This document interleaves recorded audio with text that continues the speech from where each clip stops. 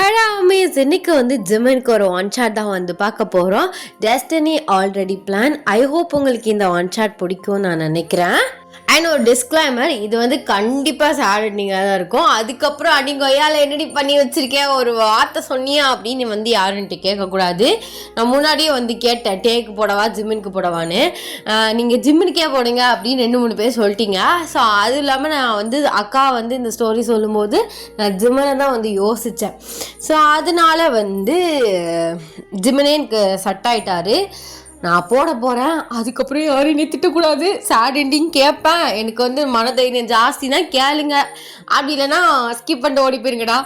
So I hope உங்களுக்கு இந்த one shot பிடிக்கும். சேட் எண்டிங்கை ரசித்து கேட்குறவங்களுக்கு கண்டிப்பாக இந்த ஒன் ஷாட் பிடிக்கும். சேட் எண்டிங் நம்ம ஸ்டோரி நம்ம சேனலில் அந்த மாதிரி ஸ்டோரி போட்டது இல்லை இது வரைக்கும். போட்டிருந்தாலும் எப்படியாச்சும் ஒரு குட் எண்டிங் கொடுத்துருவோம், கண்டிப்பாக கொடுத்துருவோம். அந்த மாதிரி தான் நான் இது வரைக்கும் போட்டிருக்கேன். பீச் லெவலில் ஜிம்முக்கு எஃப்எஃப்ல அந்த எஃப்எஃப்ல தான் சேட் எண்டிங்கும் இல்லை, ஹாப்பி எண்டிங்கும் இல்லை. 2 பேரும் ஒன்று சேரவே முடியாது. பட் பார்த்துக்குவாங்க, அந்த மாதிரி லவ் 2 பேருமே பண்ணுவாங்க. அந்த மாதிரி நான் முடிச்சிருந்தேன். அது இன்கம்ப்ளீட்னு சொல்ல முடியாது, அந்த மாதிரி ஒரு ஸ்டோரி. என்னன்னு தெரியல, ஜிம்முக்கே வர்றது பரவாயில்ல.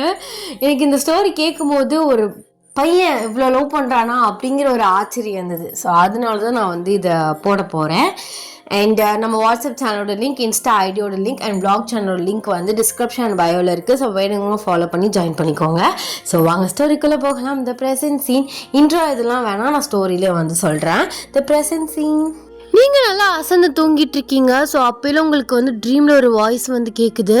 கரெக்டாக நான் 7 மணிக்கெலாம் வந்துடுறேன், நீயும் வந்துடு, நம்ம 2 பேரும் ஓடி போய் கல்யாணம் பண்ணிக்கலாம். இப்படியே போணுச்சுன்னா கண்டிப்பாக எங்கள் அப்பா அந்த பையனுக்கு கல்யாணம் பண்ணி வச்சிருவாரு. ஓகேவா ஓகேவா அப்படின்னு ஸோ நீங்கள் ஒருத்தவங்கள்ட்ட சொல்கிறீங்க. அது உங்களுக்கு ட்ரீமாக ரிப்பீட்டட் ஆகிட்டே இருக்குது. நீங்கள் சடனாக எந்திரிச்சிடுறீங்க. பார்த்தா ரூம் ரொம்ப சைலண்ட்டாக இருக்குது. உங்களுக்கு மூச்சு பயங்கரமாக வாங்குது.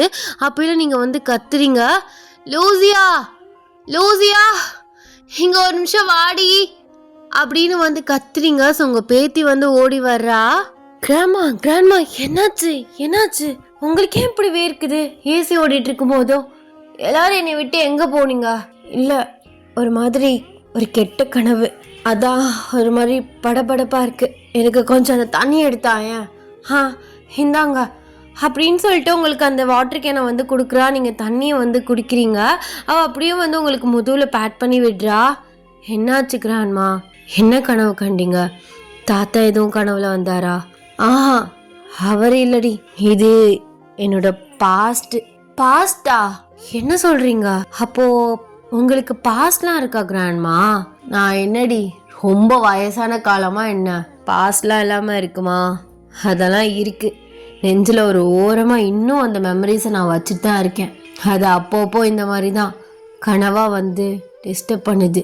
எங்கே இருக்கானோ, எப்படி இருக்கானோ, கல்யாணம் ஆயிடுச்சா, என்ன ஏதுன்னு எனக்கு எதுவுமே தெரில. ஆனால் நான் தான் நம்பிக்கை கொடுத்து அவனுக்கு ஏமாத்திட்டேன்னு நினைக்கிறேன். அந்த உறுத்தல், அந்த கஷ்டம் இன்ன வரைக்கும் எனக்கு சுட்டுட்டே இருக்கு. அப்பப்போ ஞாபகம் வரும்போது எவ்வளோ உடஞ்சி போயிடுவேன் தெரியுமா? நான் தான் செல்ஃபிஷாக இருந்திருக்கேன். எங்கள் அப்பா அம்மா அந்த மாதிரி நினச்சி ரொம்ப செல்ஃபிஷாக ஆகிட்டேன்னு நினைக்கிறேன். அவனுக்கு நம்பிக்கை கொடுத்து 7 மணிக்கு வந்துடுன்னு நான் சொல்லியிருந்தேன். அவன் வந்தானா, வராமல் போனானா? அவன் வந்திருந்து நான் வராமல் இருக்கையில் அவனுக்கு மனசு எவ்வளோ வலிச்சிருந்துருக்கோ. அதெல்லாம் நினைக்கும் போது இத்தனை வருஷம் ஆயும் எனக்கு அவ்வளோ ஒரு கஷ்டமாக இருக்குடி. ஏன் பாட்டி கண்ணெல்லாம் கலங்குது?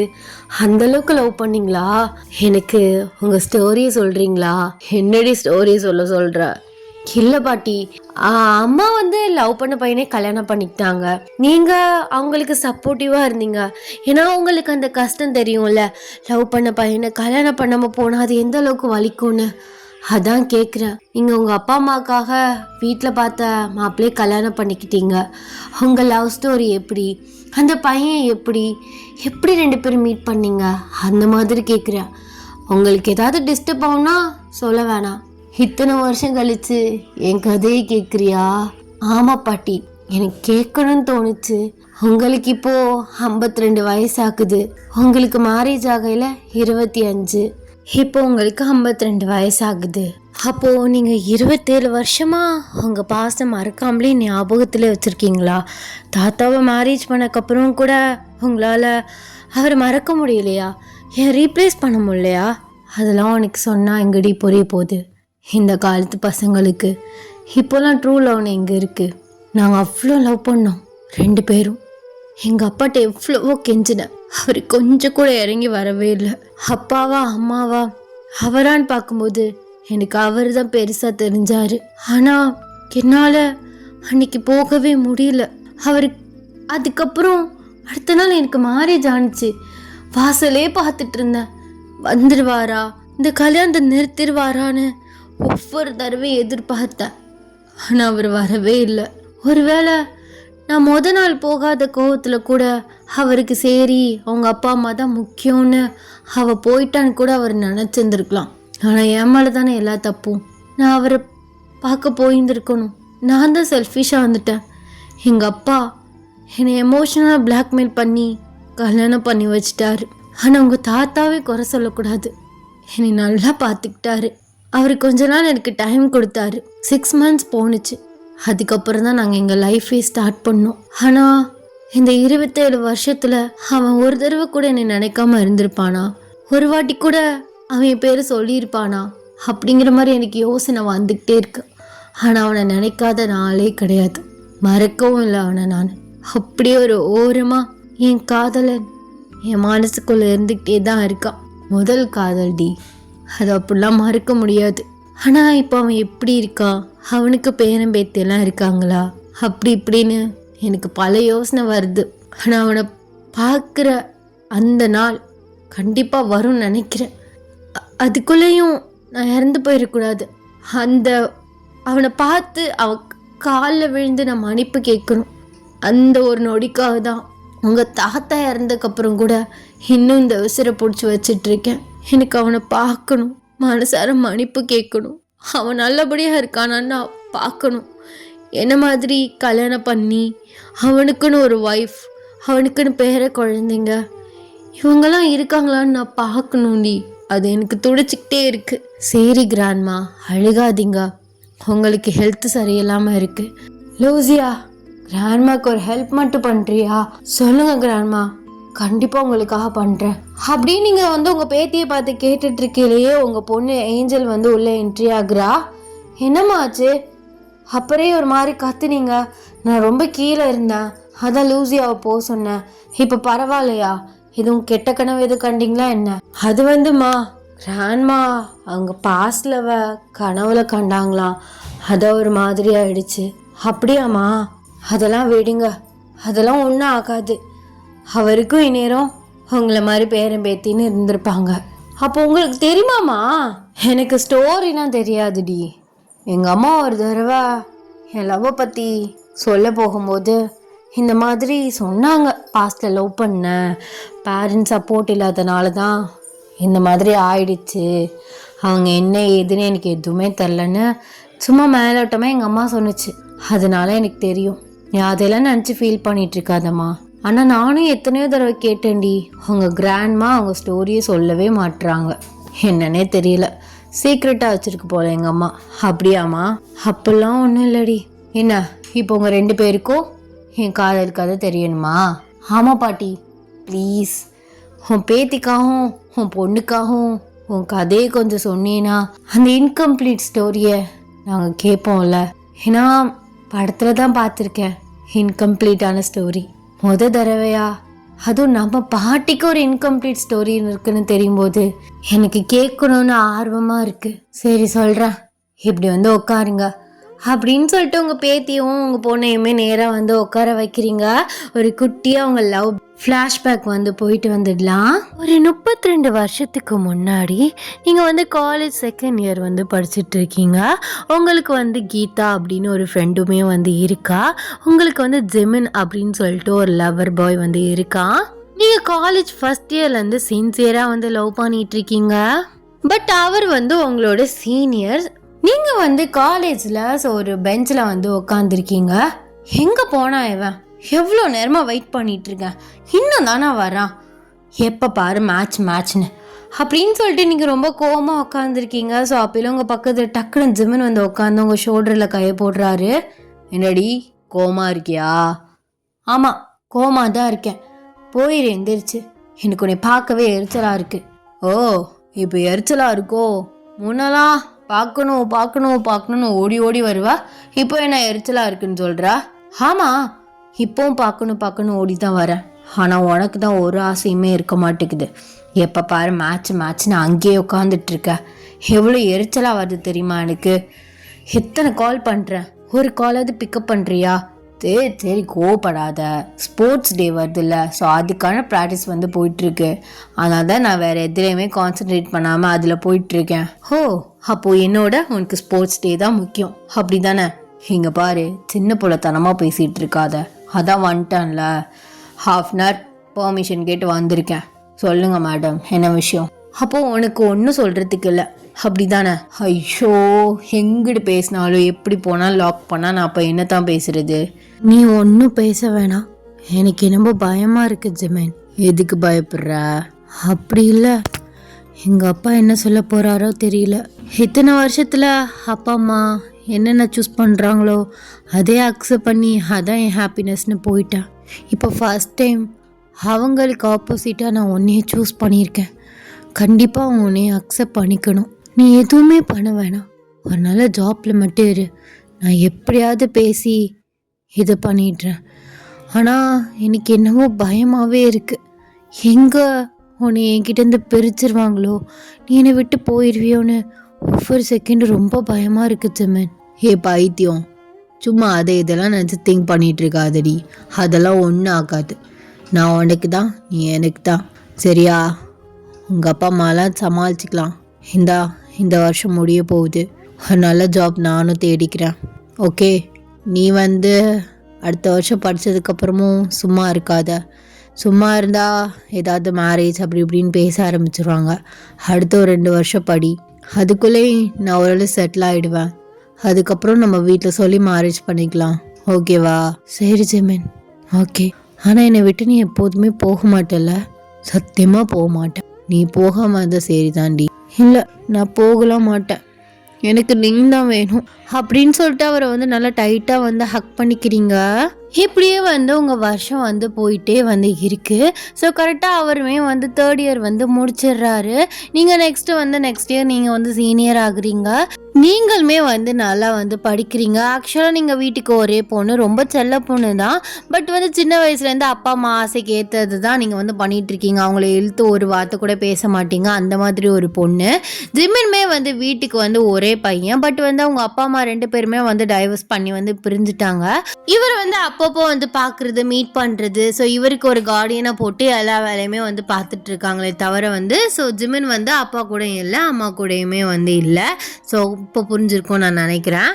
இப்படியே வந்து 3 இயர்ஸ் வந்து ஓடுது. ஸோ இப்போ வந்து உங்களுக்கு 23 வயசு ஆகுது. ஸோ நீங்கள் கரெக்டாக காலேஜ் லைஃப்பை வந்து முடிக்கிறீங்க. ஜிமின்மே வந்து ஸோ நல்லா ஒர்க் போயிட்டு ஸோ கொஞ்சம் வந்து அவருக்கான இதை வந்து சம்பாரிச்சிட்ருக்காரு. நீங்களுமே வந்து அவர் எந்த டிஸ்டர்புமே வந்து பண்ணல, சும்மா அப்பப்போ வந்து பேசிப்பீங்க, உங்களுக்கு இதை ஷேர் பண்ணிக்குவீங்க. ஸோ அவர் வந்து கொஞ்சம் ஷேர் பண்ணிக்கிடுவார். ஸோ ரொம்ப லாங் டிஸ்டன்ஸில் தான் வந்து அவர் இருக்கார். நீங்களுமே வந்து ஒரு கம்பெனியில் வந்து ஒர்க் போகிறீங்க. ஸோ உங்கள் வீட்டில் வந்து இந்த மாதிரி மாப்பிள்ளை பார்க்குறது இந்த மாதிரி வந்து பேச ஆரம்பிக்கிறாங்க. உங்களுக்கு கொஞ்சம் வந்து லிட்டில் பயமாக இருக்குது. ஸோ ஏன்னா வந்து எப்படி வீட்டில் போயிட்டு இந்த மாதிரி நான் காலேஜில் படித்த ஒரு பையனை லவ் பண்ணுறேன், இன்னும் நாங்கள் லவ் பண்ணிகிட்டு இருக்கோம், எப்படி சொல்லலாம் அப்படின்னு சொல்லிட்டு ஒரு பயத்தோடையே வந்து இருக்கீங்க. இப்போ தான் வந்து நீங்கள் ஜிமினை வந்து ஆஃப்டர் 1 இயருக்கு அப்புறம் மீட் பண்ண போகிறீங்க, ரொம்ப நாள் கழிச்சு. உங்கள் வீட்டில் வந்து ஆஃபீஸில் வந்து இன்றைக்கி ஒர்க் ஜாஸ்தி இருக்கா அப்படின்னு சொல்லிட்டு ஒரு பொய் சொல்லிவிட்டு நீங்கள் மார்னிங்கே வந்து கிளம்பி ஸோ மாலுக்கு வந்து போகிறீங்க. ஜிமின் வந்து கரெக்டாக மால்குள்ளே வந்து என்ட்ரி ஆகுறாரு. ஸோ அவரை பார்க்க உங்களுக்கு கண்ணெல்லாம் கலங்குது. பிகாஸ் நீங்கள் அவரை ரொம்பவே வந்து மிஸ் பண்ணியிருப்பீங்க. அப்படியே ஓடி போய் வந்து அவரை ஹக் பண்ணுறீங்க. ஸோ அவருமே உங்களை டைட்டாக ஹக் பண்ணுறாரு. உன்னை எவ்வளோ மிஸ் பண்ண தெரியுமா? ரொம்ப மிஸ் பண்ண. கொஞ்சம் கூட சாருக்கு டைமே கிடைக்கல. சாரிடி, வேலை ரொம்ப அதிகமாகிடுச்சு.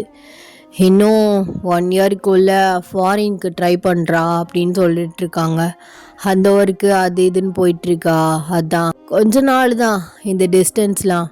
நானுமே ஃபாரின் போயிட்டு நல்லா ஏர்ன் பண்ண ஆரம்பிச்சுன்னு வச்சுக்கோவேன். இதை விட உங்கள் அப்பா கிட்ட நான் தைரியமாக வந்து பொண்ணு கேட்கலாம், அவருமே தைரியமாக கொடுப்பாரு. இந்த டிஸ்டன்ஸ்லாம் நம்மளை ஒன்று சேர்க்கறதுக்கு தாண்டி, சரியா? அந்த மாதிரி நினச்சிக்கிட்டு ஃபீல் பண்ணாம இரு. சரி, ஆனால் என்னதான் இருந்தாலும் நான் உன்னை ரொம்ப மிஸ் பண்ணுறேன். என்னன்னு தெரில, ஒரு மாதிரி எனக்கு பயமாகவே இருக்கு ஜமீன். அப்பெல்லாம் ஒன்றும் ஆகாது, நீ எதுக்கு அந்த மாதிரிலாம் திங்க் பண்ணிட்டு இருக்கா? இல்லை, எங்கள் அப்பா வீட்டில் மாப்பிள்ளை பார்க்கறதுக்கு பேசிகிட்டு இருக்காரு. நாளைக்கு கூட யாரு கூட கெட் டுகெதர் மாதிரி வச்சுருக்கோம், ஃபேமிலியா போய் பார்த்துட்டு வருவோம் அப்படின்னு சொல்கிறாரு. ஆனால் எனக்கு நம்பிக்கவே இல்லை, அது கெட் டுகெதராக கண்டிப்பாக இருக்காதுன்னு எனக்கு தோணிகிட்டே இருக்குது. எனக்கு என்னவோ நீ மிஸ் பண்ணிடுவோன்னு பயமாக இருக்குது ஜமீன். அடைச்சி, எதுக்கு நீ அந்த மாதிரிலாம் யோசிக்கிறா? இங்கே பாரு, அந்த மாதிரி ஒரு விஷயம் நடந்துச்சுன்னா அப்புறம் என்ன நடக்கும்னே தெரியாது. நானும் உன்னை அவ்வளோ சீக்கிரமாலாம் விட மாட்டேன். உன் ஹாப்பினஸ் எனக்கு முக்கியம்டி. உன் ஹாப்பினஸ் நான் தானே. ஆமாம், என் ஹாப்பினஸே நீந்தான், எனக்கு நீந்தான் வேணும். சரி அழுகாத, ரொம்ப நாள் கழித்து பார்த்துருக்கோம், வா ஒன்றா டைம் ஸ்பெண்ட் பண்ணலாம் அப்படின்னு சொல்லிட்டு உங்களை வந்து நல்லா வெளியிலலாம் கூட்டிகிட்டு போகிறாரு. ஸோ நீங்கள் நல்லா வந்து டைம் வந்து ஸ்பெண்ட் பண்ணுறீங்க. ஸோ அப்படியே வந்து ஒரு பீச்சில் வந்து விளையாடுறீங்க. ஸோ உங்களுக்கு ரொம்பவே வந்து சந்தோஷமாக இருக்குது, நல்லா வந்து விளையாடுறீங்க. ஸோ அப்படியே வந்து உங்கள் ட்ரெஸ்ஸு 2 பேரும் ட்ரெஸ்ஸுமே நல்லா வந்து வெட்டாயிடுது. அப்பயில வந்து பார்த்தீங்கன்னா பீச்லேயே வந்து ஸோ ஒரு பீச் ஹவுஸ் மாதிரி வந்து கட்டியிருக்காங்க. ஸோ அது வந்து ஒரு ஹோட்டல் மாதிரி வந்து போயிட்டுருக்கு. ஸோ நீங்கள் போயிட்டு ஸோ கொஞ்ச நேரம் வந்து ட்ரெஸ்ஸை வந்து காய வச்சுட்டு கிளம்பலாம் அப்படின்னு சொல்லிட்டு நீங்கள் ஹோட்டலில் வந்து ரூம் போடுறீங்க. அப்படியே வந்து ட்ரெஸ் எல்லாம் வந்து கழட்டி வச்சுட்டு ஸோ அங்கே பாத்ரூம்க்குன்னு ஒரு ட்ரெஸ் கொடுப்பாங்களே, பாத்ரூப்பா அது ஏதோ ஒன்று கருமம், அதை வந்து போட்டுட்டு ஸோ நீங்கள் அப்படியே வந்து பெட்டில் வந்து படுத்திருக்கீங்க. அவர் ஷர்ட்டை மட்டும் கழட்டிட்டு காய போட்டிருக்காரு. அவர் அப்படியே வந்து உங்களை ஹக் பண்ணுறாரு. ஸோ அந்த சில்லுக்கும் அந்த பீச்சோட காத்துக்கும் ஒரு மாதிரி உங்களுக்கு ஃபீல் ஆகுது. ஜெமினா, என்ன பண்ற? தள்ளிப்படு. ஏன் நான் கட்டி பிடிக்க கூடாதா? அப்போ அப்படி சொல்ல, நம்ம 2 பேரும் ஹாஃப் ட்ரெஸ்ஸோடு இருக்கோம். இந்த மாதிரி டயத்தில் அந்த மாதிரிலாம் பண்ணால் ஏதாவது தப்பாக நடந்துடும், அதனால வேண்டாம். ஏன் தப்பாக நடந்தா என்ன? ஏன் நான் பண்ணக்கூடாது? அப்படி சொல்ல, மேரேஜ்க்கு முன்னாடி இதெல்லாம் தப்பு இல்லை, தப்பு தாண்டி, தப்பு இல்லைன்னு சொல்ல. ஆனால் நான் தானே உன் புருஷனாக போகிறேன், அப்புறம் என்ன? ஏண்டி இத்தனை வருஷம் வெயிட் பண்ணி லவ் பண்ணிட்டு இருக்கேன், என் மேலே நம்பிக்கை இல்லையா? அப்படி சொல்ல, சும்மா தான் சொன்னேன் அப்படின்னு வந்து நீங்கள் சொல்கிறீங்க. அவர் அப்படியே வந்து உங்கள் நெக்கில் வந்து கிஸ் பண்ணுறாரு. நீங்கள் அப்படியே ஃப்ரீஸ் ஆகுறீங்க. வேணாம் ஜெமன், இதெல்லாம் தப்பு, பத்தியா இப்போவே இப்படி பண்ணுற அப்படின்னு சொல்கிறாரு. நீங்கள் அவரை பார்க்குறீங்க, அவர் உங்களை பாவமாக பார்க்குறாரு. ஸோ அப்படியே வந்து 2 பேருமே வந்து கண்ட்ரோல் லாஸ் பண்ணி ஸோ அப்படியே ஹஸ்பண்ட் அண்ட் ஒய்ஃபாக வந்து இருந்துடுறீங்க. ஸோ இப்படியே அந்த நைட் வந்து அப்படியே போகுது. இந்த நெக்ஸ்ட் டே மார்னிங் நீங்கள் வந்து ஃபஸ்ட்டு எந்திரிக்கிறீங்க, அப்புறம் ஜெமன் வந்து எந்திரிக்கிறாரு. நீங்கள் உட்காந்து அழுதுட்ருக்கீங்க. அவர் உங்களை பார்த்து, இப்போ எதுக்கு அழுகிறா? என்னவோ நான் எல்லாமே பண்ணிட்டு விட்டுட்டு போகிற மாதிரி உட்காந்து அழுதுட்ருக்க. அப்படி இல்லை, நம்ம என்னால் தப்பு தான் பண்ணிட்டோம். எங்கள் அப்பா கிட்ட நம்ம லவ் மேட்ரை பற்றி எதுவும் சொல்லக்கூட இல்லை. எவ்வளோ கால் வேறு பண்ணியிருக்காரு, என்ன சொல்கிறேன்னு வேற தெரில. சரி ஏதாவது போய் சொல்லி சமாளிச்சிடறேனே பையன். சின்னத்துக்கு ப்ரெக்னெண்ட்டாக தான் ஆயிட்டேனா என்ன பண்ணுறது? சரி வெற்றி, இதை பற்றி சொல்லிடலாம். நீ ஓவர் திங்க்லாம் பண்ணாத, ப்ரெக்னெண்ட்லாம் ஒன்றும் ஆக மாட்டேன். நீ வீட்டுக்கு போ, இன்னைக்கு போயிட்டு அந்த கெட் டுகெதரை முடி. ஏதாச்சும் உங்கள் அப்பா அந்த இதுன்னு சொன்னார்னா ஹோப்னா சொல்லிடு. சரி ஜெமன், சரி நான் கிளம்புறேன். இதுக்கு மேலே இங்கே இருந்துச்சுன்னா சரிபட்டு வராது. போய் நான் ஏதாவது சொல்லி சமாளிச்சுக்கிறேன், பாய்னு சொல்லிட்டு ஸோ அவரை வந்து ஹக் பண்ணிவிட்டு அவரை கிஸ் பண்ணிவிட்டு நல்லா வந்து டீப்பாக வந்து ஹக் பண்ணிவிட்டு நீங்கள் அந்த இடத்த விட்டு கிளம்புறீங்க. அவருமே கிளம்பி அவர் வந்து வேலை பார்க்குற ஊருக்கு வந்து போயிடுறாரு. நீங்கள் வந்து வீட்டுக்கு போயிட்டு அதை இது சொல்லி வந்து சமாளிச்சிடுறீங்க. அப்படியே ஈவினிங் உங்கள் அப்பா கூட ஒரு ஃபேமிலி கெட் டுகெதருக்கு வந்து போகிறீங்க. அங்கே போயிட்டு ஸோ எல்லாருமே மீட் பண்ணி வந்து பேசிகிட்டு இருக்கீங்க. நீங்கள் ஒரு மாதிரி அமைதியாகவே இருக்கீங்க. உங்கள் ஆப்போசிட்டில் வந்து ஒரு பையன் உட்காந்துருக்கான். அது வந்து உங்கள் அப்பாவோட ஃப்ரெண்டோட பையன் தான். ஸோ அவன் பேர் தான் வந்து விக்ரம். அப்பயிலும் உங்கள் அப்பா சொல்கிறாரு, பொண்ணை பார்த்துக்கிட்டீங்களா? அப்புறம் பொண்ணு அப்படி இப்படியா அப்படின்னு சொல்லிட்டு எதுவும் குறை சொல்லக்கூடாது. என் பொண்ணு இதான் படிச்சிருக்கா, இதான் வேலை பார்க்குறா, அப்படி இப்படின்னு சொல்லிட்டு உங்களை பற்றி டீட்டெயில்ஸ்லாம் சொல்லிட்டு இருக்காங்க. நீங்கள் வந்து உங்கள் அப்பா வந்து ஷாக்கிங்காக பார்க்குறீங்க. உங்களுக்கு என்ன நடக்குது, என்ன பண்ணுறாங்க அப்படின்னு சொல்லிட்டு ஒன்றுமே வந்து புரியலை. அவங்களுமே வந்து மேரேஜை பற்றி அப்படி இப்படின்னு வந்து பேசிகிட்டு இருக்காங்க. நீங்கள் அந்த இடத்த விட்டு அப்படியே வந்து எந்திரிச்சு அந்த சைடு போயிடுறீங்க. என்ன பண்ணுறாரு எங்கள் அப்பா? அச்சோ, நான் இப்போ எப்படி நான் போய் சொல்லுவேன்? இத்தனை பேருக்கு முன்னாடி சொன்னாலும் என்னை எல்லாரும் முன்னாடி அவமானப்படுத்திட்டேன்னு சொல்லுவார். அச்சோ, என்ன பண்ணுறது அப்படின்னு சொல்லிட்டு நீங்கள் தலையை வந்து பிச்சுட்டு நிற்கிறீங்க. அந்த கெட் டுகெதருமே வந்து முடிஞ்சிருது. வீட்டுக்கு வந்து போகிறீங்க. ஸோ அப்போ நீங்கள் உங்கள் அப்பாவை பார்த்து, அப்பா உங்ககிட்ட நான் கொஞ்சம் பேசணும். சொல்லுடா, என்ன விஷயம்? அது எனக்கு இந்த கல்யாணத்தை சுத்தமாக இன்ட்ரெஸ்ட் இல்லை. எனக்கு அந்த மாப்பிள்ளையுமே பிடிக்கல. நான் என் கூட படித்த பையனை லவ் பண்ணுறேன். நான் அவனை தான் கல்யாணம் பண்ணிக்கணும்னு ஆசையும் படுறேன். என்ன சொல்கிறா? நான் வாக்கு கொடுத்துட்டேன் ஐயன். என்னால் அதெல்லாம் மீற முடியாது. சும்மா அவனே நினச்சிட்டு இருக்கா அப்படி இப்படின்னு எதுவும் சொல்லிட்டு இருக்காத. அவனை தூக்கி போட்டுட்டு நான் காட்டுற பையனை கல்யாணம் பண்ணிக்கோ. அதுவும் இல்லாமல் இன்னும் ஒரு 1 வீக்ல உங்களுக்கு 2 பேருக்கும் மேரேஜ். என்னப்பா பேசுறீங்க? எனக்கு அந்த மாப்பிள்ளை பிடிக்கலன்னு சொல்லிட்டு இருக்கேன். நான் வேற ஒருத்தர் லவ் பண்றேன்னு சொல்றேன். ஆனா அவனை மறந்துட்டு இவனை கல்யாணம் பண்ணிக்கோன்னு சொல்றீங்க. என்னால முடியாதுப்பா. எனக்கு ஜிம்மன் தான் வேணும். ப்ளீஸ் என்னை ஃபோர்ஸ் பண்ணாதீங்க. என் மனசு ஃபுல்லா ஜிம்மன் மட்டும்தான் இருக்காரு. இன்னுமே வேற யாருக்கும் இந்த மனசுல இடம் கிடையாது. ப்ளீஸ்ப்பா, எனக்கு விக்ரம் வேண்டாம் அப்படின்னு சொல்லிட்டு நீங்கள் அழுக்குறீங்க. பட் உங்கள் அப்பா வந்து ஒத்துக்கவே வந்து இல்லை. உங்கள் அம்மாவுமே வந்து எவ்வளவோ சொல்லி பார்க்குறாங்க உங்கள் அப்பா கிட்ட, பிடிக்காத கல்யாணம் பண்ணி வைக்கக்கூடாது அப்படின்னு. பட் உங்கள் அப்பா வந்து நான் சத்தியம் பண்ணி கொடுத்துட்டேன், என்னை அசிங்கப்படுத்தாதீங்க அப்படின்னு சொல்லிட்டு உங்களை வந்து ஸ்ட்ரிக்டாக சொல்லிட்டு போயிட்டாங்க. அவங்க பார்த்த மாப்பிள்ளையை தான் வந்து கல்யாணம் பண்ணணும் அப்படின்னு. உங்ககிட்ட இருந்து மொபைலையுமே வாங்கிட்டாங்க. ஸோ உங்களை ஆஃபீஸ்க்குமே போகக்கூடாதுன்னு சொல்லிட்டாங்க. இப்படியே 4 days வந்து போகுது. நீங்கள் எப்படி ஜிம்மனை காண்டாக்ட் பண்ணுறதுன்னு தெரியாமல் பைத்தியம் பிடிச்சி போய் வந்து உட்காந்துருக்கீங்க. ஜிம்மன் சைட்லேருந்துமே வந்து உங்களுக்கு எந்த கால் மெசேஜ் எதுவுமே வரல. பிகாஸ் உங்கள் ஃபோனை வந்து ஸ்விட்ச் ஆஃப் பண்ணி வந்து போட்டுட்டாங்க. உங்களுக்கு என்ன பண்ணுறதுன்னு தெரியாமல் தலையை வந்து பிச்சுக்கிறீங்க. ஷாப்பிங் கூட வந்து உங்களை கூட்டிகிட்டு போகல. ஸோ எல்லாமே வந்து அவங்களே வந்து சைட் பை சைடு வந்து பண்ண ஆரம்பிச்சிட்டாங்க. உங்ககிட்ட வந்து ஃப்ரெண்ட்ஸை கூட வந்து பேச விடவே இல்லை. அதனால நீங்கள் வந்து அப்படியே வந்து மென்டலாகி வந்து உட்காந்துருக்கீங்க. கரெக்டாக கல்யாணத்துக்கு 2 days பிஃபோர் வந்து உங்கள் ஃப்ரெண்டு வந்து அப்படி இப்படின்ட்டு உங்கள் அம்மா மண்டே உருட்டி ஸோ உங்ககிட்ட வந்து பேச வர்றா. என்ன மச்சான் இங்கே நடக்குது? நீ ஜிம்மனெல்லாம் லவ் பண்ணுற, இங்கே விக்ரமோட மேரேஜ் அப்படி இப்படின்னு சொல்லிட்டு இருக்காங்க. எனக்கு என்ன பண்ணுறதுனே தெரில கீதா. ஏன்னா ஜிம்மனை காண்டாக்ட் பண்ணவே முடியல. 4 கழிச்சு கல்யாணம். என்னால் எதுவுமே பண்ண முடியல. வீட்டை விட்டு வெளில போக முடியல. இப்படின்னு போனாலும் இப்படி நகண்டாலும் 10 பேர் என்னை நோட் பண்ணிகிட்டே இருக்காங்க. நான் முதல்ல இங்கேருந்து தப்பிக்கணும். சரி கல்யாணம் மாப்பிள்ளையாவது ஓப்பனாக பேசலான்னு பார்த்தா அவர்கிட்ட கூட பேச விட மாட்டாங்க. என்கிட்ட இப்போ மொபைல் கூட இல்லை கீதா. என்னைய உன் கூட பேச விடலை. எங்கே நீ ஏதாச்சும் எனக்கு ஹெல்ப் பண்ணிடுவியோன்னு. இப்போ நான் என்ன பண்ணுறது? இங்கே பாரு, மொபைல் வச்சுருக்கியா? வச்சிருக்கேன்டி, கூட. நான் ஜிம்மனுக்கு கால் பண்ணி நீ நடக்கிறது எல்லாத்தையும் சொல்லி நாளைக்கு அவனை அந்த பார்க்குக்கு வர சொல்லிடுறேன். நான் அவன் கூட ஓடியே போயிடுறேன்டி. இவங்களை கஷ்டப்படுத்தக்கூடாதுன்னு நான் நினச்சேன். ஆனால் இவங்க ஃபோர்ஸ் பண்ணி எனக்கு கல்யாணம் பண்ணி வைக்கணும்னு நினைக்கிறாங்க. என்னால் இதுக்கு மேலெல்லாம் பொறுமையாக இருக்க முடியாது. அவன் இடத்துல வேற ஆளு வச்சு பார்க்கவும் முடியாது. நீ முதல் மொபைலை கொடு அப்படின்னு சொல்லிட்டு நீங்கள் உங்கள் ஃப்ரெண்ட் மொபைலை வாங்கி ஸோ ஜிம்மனுக்கு வந்து கால் பண்ணுறீங்க. ஸோ அவர் வந்து ஃபோனை வந்து எடுக்கிறாரு. ஜிம்மன் ஜிம்மன், நான் ஒயின் பேசுகிறேன், கேட்குதா? ஒயின் எங்கடி இருக்க? உனக்கு எத்தனை தடவை கால் பண்ணி பார்த்து தெரியுமா? எல்லாமே ஸ்விட்ச் ஆஃப்னு வருது. ஃப்ரெண்ட்ஸுக்கு எல்லாருக்கும் கால் பண்ணி கேட்டால் என்னமோ மேரேஜுங்கிறாங்க. சரி ஃபோனையாவது கொண்டு போய் கொடுங்கடா. நானா யாருக்கிட்டையுமே உன்னை பேசவில்லையாமே. எங்கே இருக்க? எப்படி இருக்க?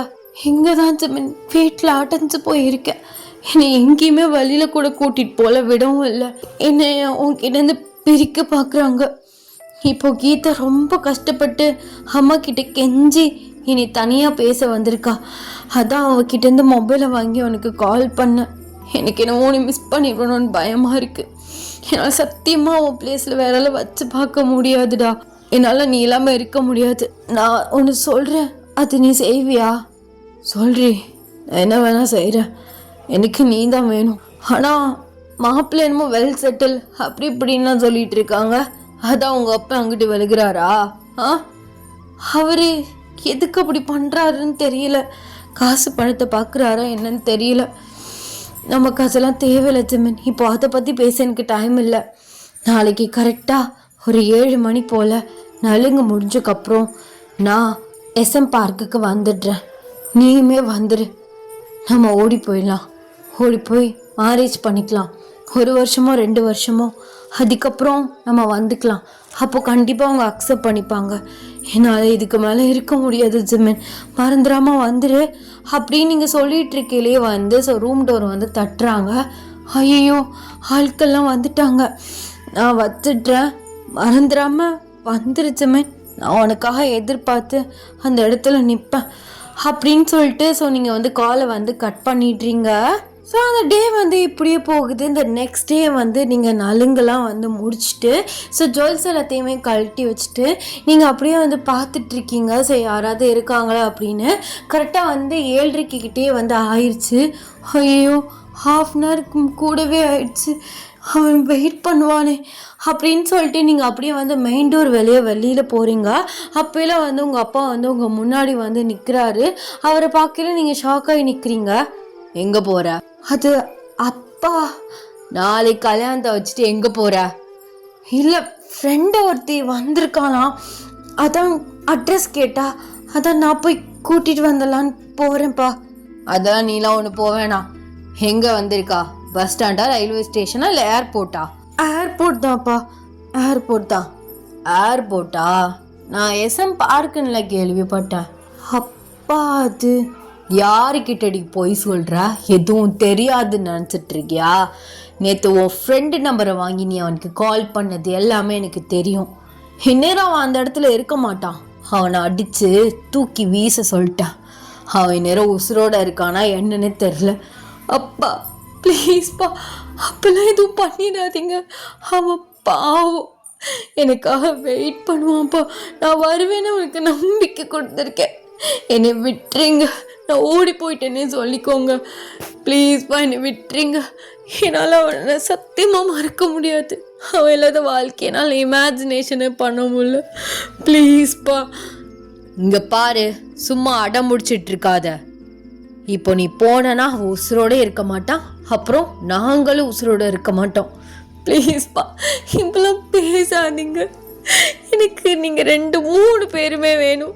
எனக்கு பேரண்ட்ஸும் முக்கியம், என் ஜிமினும் முக்கியம். அவனை எதுவும் பண்ணிடாதீங்க.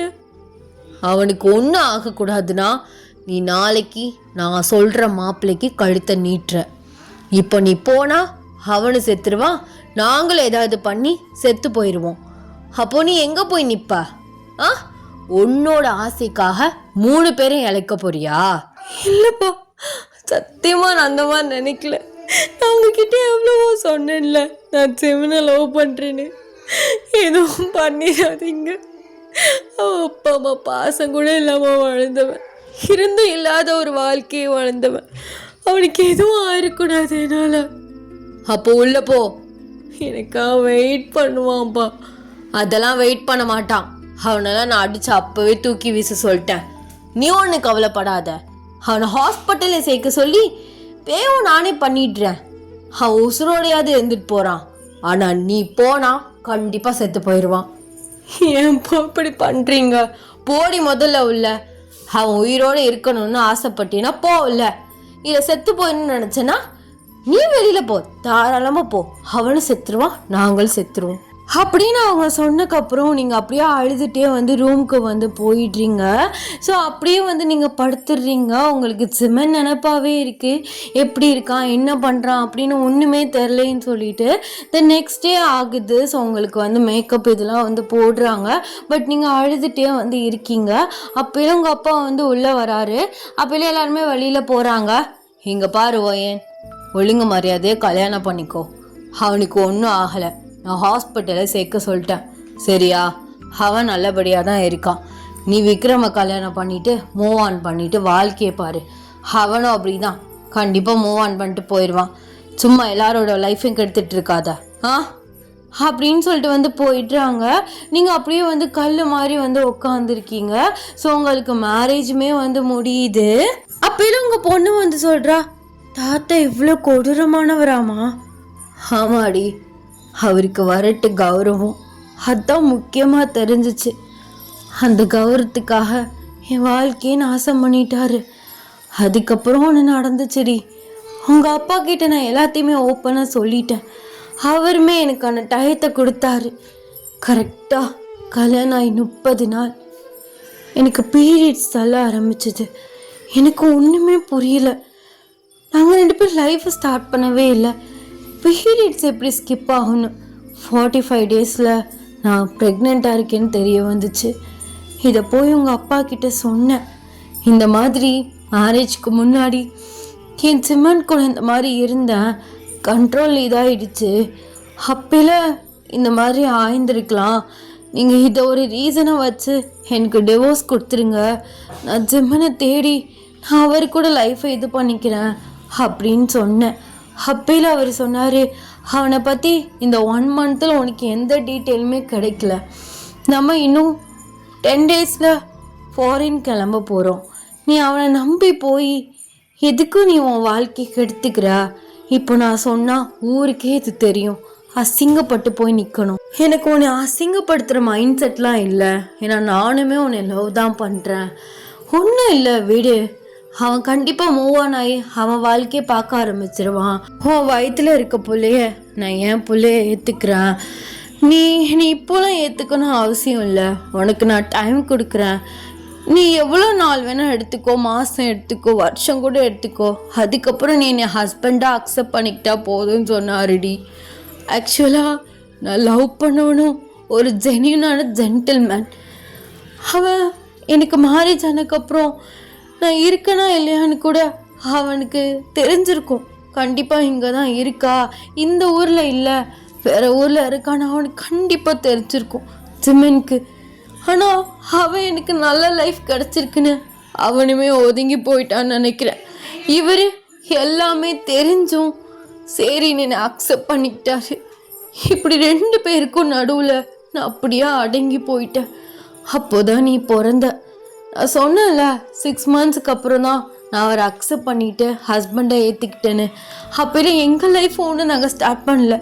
அவரை ஹஸ்பண்டாக சரி இதான் என் விதின்னு நான் அக்செப்ட் பண்ணிக்கிட்டேன். ஆனால் அவர் அதுக்கப்புறம் என்னை எந்த தொல்லையுமே பண்ணல. அப்போதான் நீ பிறந்த. எனக்கு ஒரு ஆசை, நான் ஜிம்மன்கிட்ட அடிக்கடி சொல்லுவேன், நமக்கு பொண்ணு பிறந்தா ஏஞ்சல்னு பேர் வைக்கணும்னு. அதே மாதிரி உனக்கு ஏஞ்சல்னு நான் பேர் வச்சேன். அதுக்கு கூட அவர் மறுப்பு தெரிவிக்கவே இல்லை. அதுக்கப்புறம் கூட அவர் எனக்கு நீ ஒரு பிள்ளையை பெற்று தரணும், என் பிள்ளையா இருக்கணும்னு அவர் இது வரைக்கும் என்கிட்ட கேட்டதும் இல்லை. இப்போ சொல்லுங்க, 2 பையனோட வாழ்க்கையும் நான் தான் கெடுத்துட்டேன். 2 பேருமே நான் ஏமாத்திட்டேன். 2 பேருமே நீ அவ்வளோ லவ் பண்ணியிருக்கானுங்க. ஒருத்தன் நல்லா இருந்தால் போட்டுன்னு ஒதுங்கி போயிட்டான். இன்னொருத்தர் அவள் எப்படி இருந்தாலும் பரவாயில்ல, நானும் அவளை லவ் பண்ணுறேன் அப்படின்னு என்கிட்ட லவ்வை மட்டும் எக்ஸ்பெக்ட் பண்ண ஒரு பர்சன். ஆனால் இப்போ 2 பேருமே என் கூட இல்லை. அவங்க தாத்தாவும் கடைசியில் அவர் உசுரை விட்டுட்டாரு. எனக்கு அப்போவே பாதி உசுறு போச்சு. இன்னும் இந்த பாதி உசுரை எதுக்குமா பிடிச்சிட்டு இருக்கேன்? என் ஜிம்மனை நான் ஏமாத்தின ஜிம்மனை தெரிஞ்சும் நான் அந்த இடத்துக்கு போகாமல் இருந்தது என் தப்பு தான். எங்கள் அப்பா என்னமோ சொல்லிட்டு போகிறாருன்னு நான் எல்லாரும் மீறி போயிருந்துருக்கணும். தப்பு பண்ணிட்டேன். அவன் காலில் விழுந்து நான் மன்னிப்பு கேட்குறோம். அவனை மன்னிச்சிட்டேன்னு மனசார சொல்லணும். அப்போதான் இந்த உசுறு போகும். அது வரைக்கும் போகாதுடி அப்படின்னு உங்கள் பொண்ணுங்களை பார்த்து வந்து சொல்கிறீங்க. சாரி, பொண்ணுங்க இல்லை, பேத்தியும் பொண்ணையும் பார்த்து வந்து சொல்கிறீங்க. அவங்க 2 பேருக்குமே உங்கள் ஸ்டோரியை கேட்டு கண்ணெல்லாம் வந்து கலங்குது. சரி விடுங்க பாட்டி, உங்களுக்கு தலையெழுத்து இதானே எழுதிருச்சு, நீங்கள் அதெல்லாம் நினச்சி இப்போ கவலைப்படாதீங்க. நம்ம வேணா ஒன்று ட்ரை பண்ணலாம். போயிட்டு ஜிம்மன் அவர் இருக்காரா, எங்கே இருக்காருன்னு நம்ம தேடலாம். இருந்தாருன்னா கண்டிப்பாக நீங்கள் போய் அவரை மீட் பண்ணுங்க. அவரை காலில் விழுந்து மன்னிப்பு கேளுங்க. நம்ம ஏன் நீங்கள் சொன்ன அந்த SM பார்க்கில் போய் பார்க்கக்கூடாது? எப்படிடி சொல்கிற? 27 வருஷமாக அதே இடத்துல இருப்பான்னு நீ சொல்கிறியா? வாய்ப்பே இல்லை. எந்த கிறுக்கணும் அந்த மாதிரிலாம் வெயிட் பண்ண மாட்டான்டி. எனக்கு எவ்வளோ கஷ்டமாக இருக்குது தெரியுமா? சரி அழாதீங்க பாட்டி, நம்ம போய் பார்க்கலாமே, இல்லாட்டி ஊருக்கு போய் தேடலாம். ஆனால் அந்த எஸ்எம் பார்க்க ஒரு தடவை போய் பார்த்துட்டு வந்துடலாம்.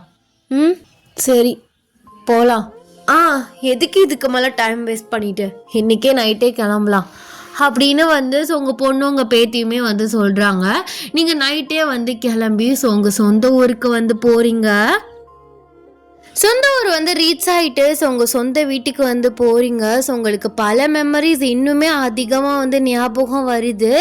அப்படியே ஒரு ஈவினிங் டைம் ஆகுது. அப்போல உங்கள் பேத்தி சரி வாங்க அந்த எஸ்எம் பார்க்குக்கு போய் பார்த்துட்டு வரலாம் அப்படின்னு வந்து உங்கள் பொண்ணு உங்கள் பேத்தியுமே வந்து அந்த பார்க்குக்கு வந்து கூட்டிகிட்டு போகிறாங்க. அந்த பார்க்கிட்ட நுழையும் போதே நீங்கள் பயங்கரமாக அழுதுகிட்டே தான் வந்து போகிறீங்க.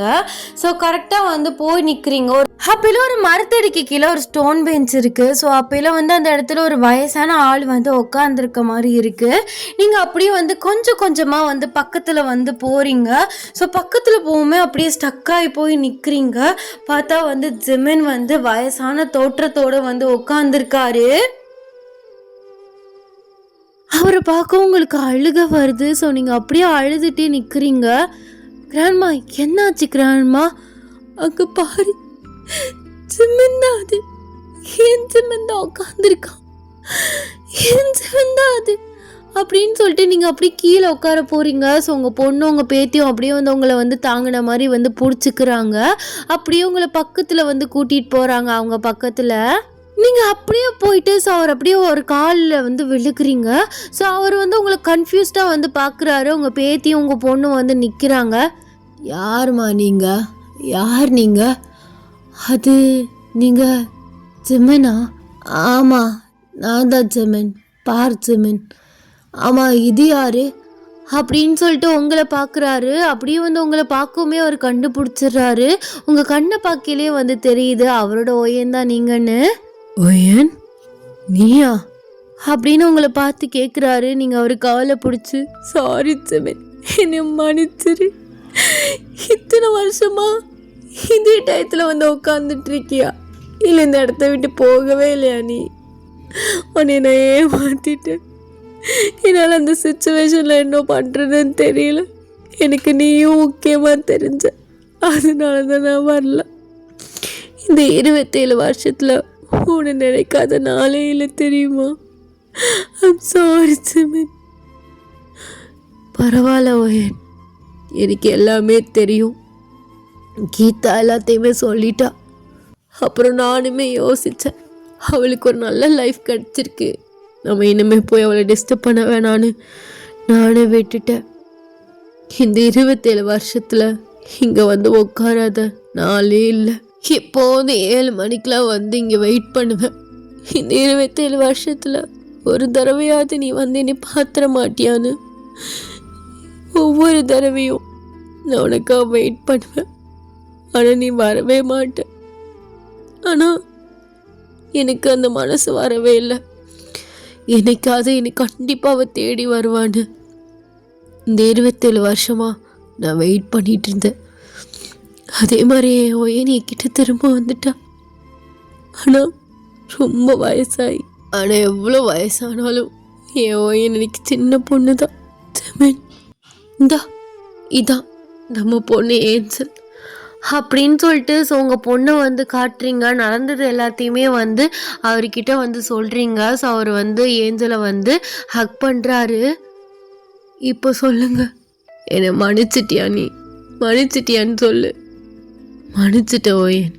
ஆக்சுவலாக எனக்கு உன் மேலே கோவமே வரல, உன் மேலே எந்த வருத்தமும் இல்லை.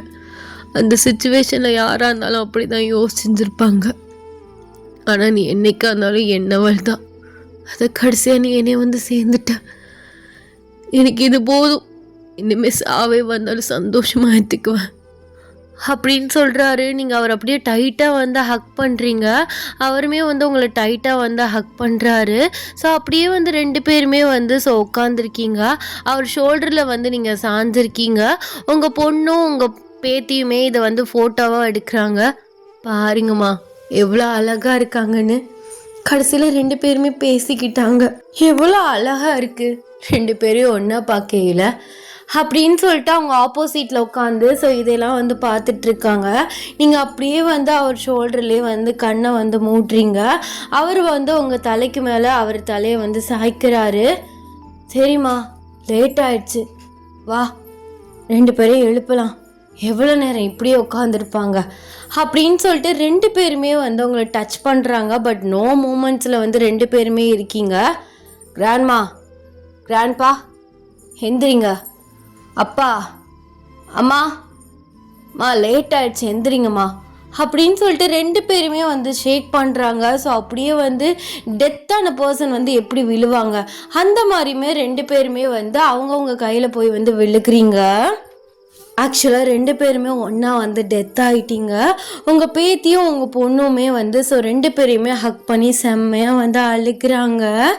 இந்த மோரல் ஆஃப் த ஸ்டோரிஸ், ஒன்றா வாழ தான் முடியல, அட்லீஸ்ட் ஒன்றா சாகவாது செஞ்சோமே அப்படின்னு ஹாப்பியாக 2 பேருமே ஒன்றா வந்து செத்து போயிட்டீங்க.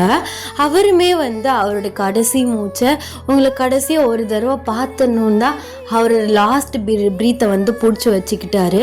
அதே மாதிரி தான் நீங்களுமே அவரை வந்து கடைசியாக ஒரு தடவை பார்த்து அவர்கிட்ட மன்னிப்பு கேட்கணும் அப்படின்னு சொல்லிட்டு தான் உங்கள் லாஸ்ட் ப்ரீத்தையுமே வந்து பிடிச்சி வச்சுக்கிட்டீங்க. ஸோ 2 பேரோட லாஸ்ட் ப்ரீத்தான விஷ் வந்து நிறைவேறிடுச்சு. ஸோ 2 பேருமே ஒன்றா வந்து செத்து போயிட்டீங்க. Beautiful and pain with sad and happy ending ஸ்டோரியை வந்து எப்படியோ வந்து முடிச்சிட்டேன். எனக்கு வந்து செம்மையாக டென்ஷன் ஆகுது. ஸோ இடையில நிறையா வந்து நாய்ஸ்லாம் வந்து கேட்டுருந்துருக்கோம். ஸோ அதுக்கு first of all I'm sorry. இந்த ஸ்டோரியை நான் எப்படியோ வந்து ப்ரெசென்ட் பண்ணணும்னு நினச்சேன். ஆனால் எங்கள் வீட்டில் மொத்தமாக சொதப்பி விட்டானுங்க. எனக்கு இதுக்கு வந்து காப்பிரைட்ஸ் எதுவும் விழுகுதான்னு வேறு தெரியல. ஏன்னா ஃபோனை யூஸ் பண்ணிக்கிட்டு அலறிக்கிட்டு 3 ஃபோன், அப்பா, அம்மா, அக்கா பையன் 3 பேருமே ஃபோன் பார்த்தா அது எந்த அளவுக்கு லவுடாக இருக்கும் பல டைம் சொல்லிவிட்டு அவங்க அமர்த்தவே இல்லை. ஸோ அப்போயில அம்மா வந்து இடையில ஃபோன் பேசுகிறதும் அவங்க சொந்தக்காரட்டும் பேசுகிறதும் கத்துறதும் இந்த வேலையுமே பண்ணி வச்சுருக்காங்க. அதுவும் இல்லாமல் நான் இதை ரெக்கார்ட் பண்ணிவிட்டு ஸோ ஈவினிங் வந்து நான் ஊருக்கு வர போகிறேன். ஸோ அந்த ப்ரெஷர் வேறு சீக்கிரம் முடி கிளம்பணும், 3 மணி ஆச்சுன்னு எனக்கு அதுலேயே வந்து அப்படியே டென்ஷன் மண்டுக்கு ஏறிடுச்சு. ஸோ எப்படியோ இந்த ஸ்டோரியை வந்து நான் கொண்டு வந்து உங்ககிட்ட சேர்த்துட்டேன். எப்படி இருந்துச்சுன்னு என்னால் சொல்ல முடியல. ஸோ லிட்ரலி நான் என்ன சொல்கிறேன்னா, எனக்கு ஹாப்பி கிடையாது, சேட் எண்டிங் தான். நான் எப்படி ஹாப்பி கிடையாதுன்னா, நான் ஒழுங்காக ப்ரெசென்ட் பண்ணலையோ நான் வந்து லைட்டாக ஃபீல் கில்ட்டி ஆகுது. இந்த ஸ்டோரி எந்த அளவுக்கு சொல்லணும் தெரியுமா? ஆனால் நான் வந்து நீ கிறுத்தனமாக வளரி வச்சுருக்க ஃபஹி அப்படிங்கிற மாதிரி எனக்கு தோணுது. ஸோ எப்படி இருந்துச்சுன்னு நீங்கள் கமெண்ட்ஸில் சொல்லுங்கள். ஸோ எப்படி இருந்தாலும் கொஞ்சம் வந்து அட்ஜஸ்ட் பண்ணிக்கோங்கடா. நெக்ஸ்ட்டில் நான் என்னோடய பெஸ்ட்டஸ் வந்து கொடுக்குறேன். பட் அந்த லாஸ்ட் அந்த டைலாக்ல என் கண்ணெல்லாம் கலங்கி ஊற்றிடுச்சு. எனக்கு இந்த மாதிரி எமோஷனான சீன்ஸ்லாம் வந்து பார்க்கல ரொம்ப வந்து கஷ்டமாக இருக்குது. என்னோட இப்படிலாம் கொண்டு போய் முடிக்கிறீங்களே அப்படின்னு. ஆனால் வந்து எனக்கு இந்த ஸ்டோரி வந்து பிடிச்ச ஒரு ரீசன் என்னன்னா, மென் இன் லவ். ஒரு பையன் ஒரு பொண்ணு இந்த அளவுக்கு லவ் பண்ணுறானா, லவ்வராக இருக்கட்டும் ஹஸ்பண்டாக இருக்கட்டும், 2 பேருமே வந்து அந்த ஒய்யனுங்கிற ஒரு கேரக்டர் அந்த பொண்ணை வந்து 2 பேருமே ட்ரூவாக லவ் பண்ணியிருக்கானுங்க. ஸோ எனக்கு அது ரொம்பவே வந்து பிடிச்சிருந்துச்சி.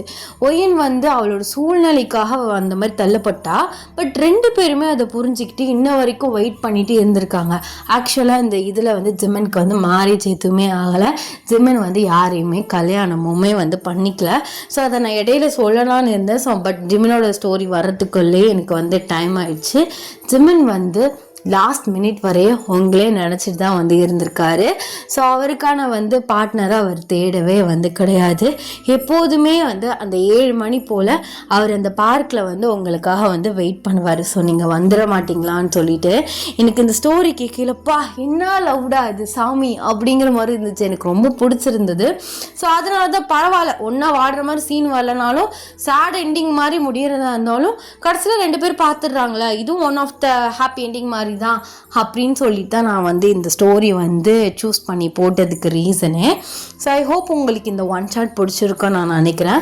இந்த ஒன் ஷாட் எப்படி இருந்துச்சு அப்படின்னு சொல்லிட்டு மறக்காமல் கீழே வந்து கமெண்ட்ஸில் சொல்லிட்டு போங்க. கஷ்டமாக இருந்தால் வந்து கொஞ்சம் அட்ஜஸ்ட் பண்ணிக்கோங்கடா. நெக்ஸ்ட்டு வந்து டேக் ஒரு ஒன் ஷாட்டோட நான் வந்து உங்களை வந்து மீட் பண்ணுறேன். அது வரைக்கும் வந்து எல்லோரும் சேஃபாக இருங்க. Ta-ta Baba, love you.